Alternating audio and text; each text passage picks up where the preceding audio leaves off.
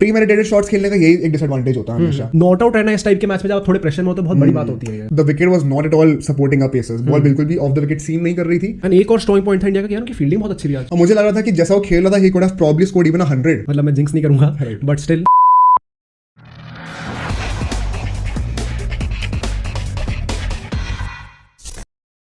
What's up everybody, welcome back to Bro Sports, where it's all fun and games. this is Aditya And this is Mohit. और India ने एक और जीत हासिल कर ली है against Bangladesh, another thrilling match, Right. and we have virtually qualified for the semi-finals. So shall we start the analysis? Let's begin.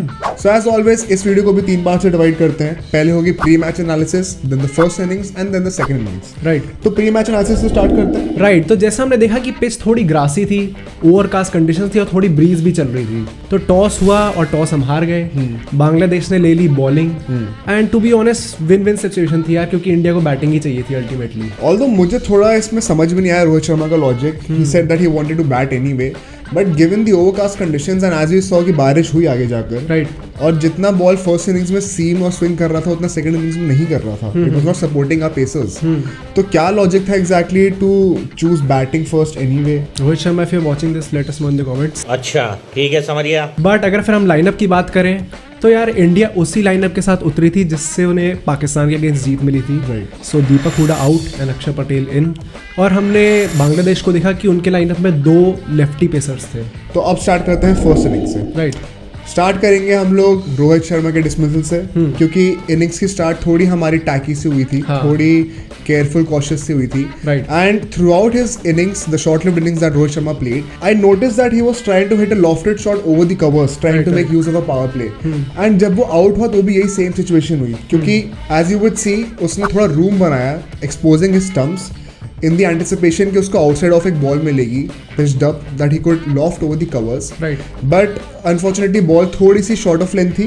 वहाँ से given the pitch, the Australian pitch that we always see, थोड़ा extra bounce मिला और उससे फिर ना वो half heartedly वो बॉल को कंट्रोल सा करने लग गया। Right. And that went straight into the hands of the point fielder. Right. तो थोड़ा unfortunate सा आउट हुआ था, थोड़ा डबल माइंडेड हो गया था। प्री मेडिटेटेड शॉट्स खेलने का यही एक डिसएडवांटेज होता है हमेशा। बट ठीक है यार, उसके बाद से हमने देखा कि फाइनली केएल राहुल ने आज परफॉर्म करा and very well played, very important 50 for the team. Right मतलब यार अगर हम उसके स्टार्ट देखें तो 50 runs in 32 balls and give a great start to India. मतलब अगर वो नहीं होता तो हमारी स्टार्ट बहुत ही ज्यादा शेकी होती। राइट। और मुझे लग रहा था कि जैसा वो खेल रहा था he could have probably scored even 100। But ठीक है, मतलब ज्यादा ग्रीडी नहीं होते हैं, जैसा उसने खेला अच्छा ही खेला। लेट्स होप कि वो ये फॉर्म कंटिन्यू करता रहे। Right. But Surya Kumar Yadav and Virat Kohli, great partnership. Surya Kumar Yadav score 30 of 16 balls, आज 50 नहीं मारी उसने, बट ठीक है उसने भी गेम का टेम्पो एकदम सेट कर दिया था बीच में आके। He held the innings together with Virat Kohli. और यार वहां से फिर जो गेम बनाया विराट कोहली ने, I mean another 50, another unbeaten knock. अगर उसके साथ देखें तो 64 runs and 44 balls, another great innings. मतलब नॉट आउट रहना इस टाइप के मैच में जब आप थोड़े प्रेशर में हो तो बहुत बड़ी बात होती है। और उसने रिकॉर्ड भी तोड़ दिया महिला जयवर्धने का as the leading scorer in all of the T20 world cups. I think 1000 runs भी क्रॉस कर लिए उसने। Right. So a major feat, इस साल के वर्ल्ड कप का भी टॉप स्कोरर बन चुका है वो। So another great innings by him. And अगर हम बांग्लादेश के स्टार परफॉर्मर की बात करेंगे तो आई थिंक वो शाकिब अल हसन था। राइट। क्योंकि यार 4 ओवर डाले उसने, 33 रन्स दिए, मतलब ठीक है दिए, पर यार 2 विकेट भी लिए। In the context of the game 33 runs बहुत अच्छा है। हाँ, right. Just over 8 runs and over, तो that was really nice of him. And इस इनिंग्स के बाद जो है विराट कोहली की, हम लोग ने 185 तक खींचा अपने आप को। Right. Thanks to a little cameo by Ashwin in the end as well. हमें लग रहा था कि कहीं शायद 170 तक ना रुक जाए, बट ठीक है हमने स्ट्रेच आउट करा। Great total in my opinion. वहां से जब सेकंड इनिंग स्टार्ट होती है, मतलब सेकंड इनिंग्स में पावर प्ले में हम 60 रन खा गए और एक भी विकेट नहीं ले पाए। मतलब वही बात है ना, एज वी सेड बिफोर कि यार the wicket was not at all supporting our pacers. Ball बिल्कुल भी ऑफ द विकेट सीम नहीं कर रही थी, हवा में स्विंग ज्यादा था नहीं। एंड यार लिटन दास, आई मीन 60 रन थे बांग्लादेश के, उसमें सिर्फ 50 रन से ऊपर थे सिर्फ लिटन दास की। राइट। और उसके बाद हमने देखा कि 6th ओवर के जस्ट बाद अक्षर पटेल आया। Rohit Sharma in my opinion rightly introduce the spinners early to the game, क्योंकि पेसर्स से ज्यादा कुछ नहीं मिल पा रही थी मदद हमें। राइट। उसने 1 ओवर डाला, उसके बाद एकदम से बारिश हो गई। स्पॉइल स्पोर्ट खेलने के लिए आ गई बारिश हमारे पास। राइट। और जब थैंकफुली बारिश खत्म हुई तब डायनामिक्स काफी बदल चुके थे, क्योंकि अब बांग्लादेश को चाहिए थे 151 रन्स इन 16 ओवर्स। राइट। और एक भी विकेट नहीं गिरा था। बिसाइड्स अब जो आउटफील्ड थी हमारे पूरे मैच की, जो पूरा ग्राउंड था एकदम गीली हो चुकी थी, right, which would mean difficulty for fielders and also difficulty for the bowlers in gripping the ball. तो मेरे ओपिनियन में यार बांग्लादेश के लिए काफी बेटर हो गई थी situation. May be rain played into the hands of Bangladeshis, right? But unfortunately वैसा हुआ नहीं उन लोगों के लिए, क्योंकि as we saw यार, जैसे ही बारिश खत्म हुई, Ashwin bowled his first over और उसमें यार क्या रन आउट किया केएल राहुल ने again. I mean probably the game changing moment of the second innings, और वहां से इंडिया का मोमेंटम एकदम शूट अप कर गया।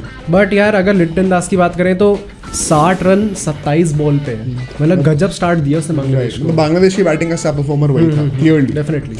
उसके बाद से यार 2 और ओवर्स थे आफ्टर दिस रन आउट जहां पे इंडिया ने गेम सील करा इन माय ओपिनियन। राइट, एक था अर्शदीप का over which was the 12th over of the match. Right. वहां पे उसने 2 रन दिए और 2 विकेट लिए थे, ठीक है। उससे पहले वाले ओवर में ही had given away I think 12 runs in his first over, low on confidence but still made a big comeback और 2 क्रूशियल विकेट्स उसने लिए including the wicket of Shakib Al Hasan. Right, and in all वो 4 ओवर उसने डाले, 38 run दिए और 2 wicket लिए। Another great performance by him.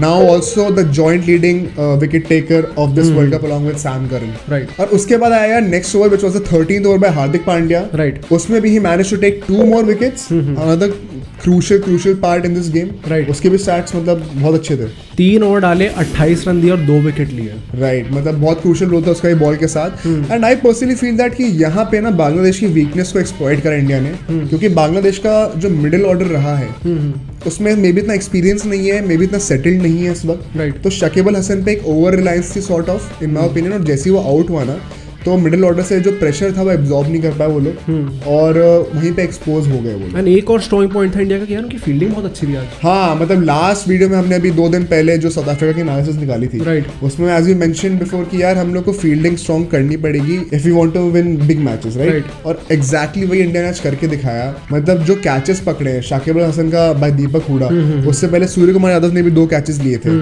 World class. और जैसे केएल राहुल का हमने रन आउट देखा था, वो तो था ही डायरेक्ट हिट। तो मतलब amazing display by India in the field. और फिर इसी के साथ यार हमारी जीत हो गई, 5 रन से हम लोग जीत गए फाइनली। अर्शदीप ने लास्ट ओवर डाला, another good over by him. Right, क्या लगता है, मतलब फाइनल थॉट्स क्या है यहाँ से? Can we go far in this tournament now? देखो सेमीफाइनल तो अब ऑलमोस्ट गारंटीड ही है, मतलब मैं जिंक्स नहीं करूंगा, बट स्टिल तो सेमीफाइनल पहुंच गए, बाकी देखते हैं आगे। मतलब I think that Australia, New Zealand और इंग्लैंड में से ही कोई एक टीम मिलेगी हमें मोस्ट प्रॉब्ली, राइट। तो किसी भी टीम को लाइटली नहीं ले सकते आगे जाके, और प्रॉब्ली जो भी टीम मिलेगी सेमीफाइनल में, मतलब they all are deserving of that spot.